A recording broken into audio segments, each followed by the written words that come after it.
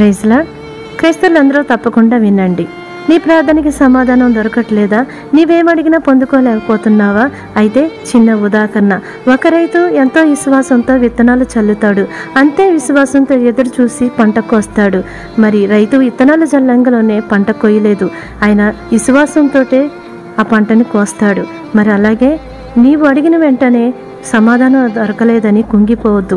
నీ కన్నీరు దేవుడు దాటిపోడు. ఆయన గొప్ప దేవుడు. ఎస్తేరు గ్రంథం 4వ అధ్యాయం 15-16 వచనాలు చదవండి. ఎస్తేరమ్మ ఉపవాసాల నుండి తన జాతిని రక్షించుకుంది. అలాగే అప్పుడున్న దేవుడు ఇప్పుడు ఉన్నాడు. ఆ దేవుడు గొప్ప దేవుడు. ఏ బిడ్డనే వదులుకోడు. ఎవరి కన్నీరు దాటిపోడు.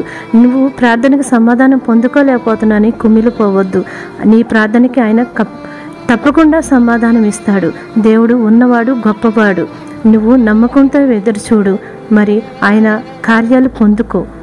మరి దేవుడు మిమ్మల్ని దీవించునుగాక.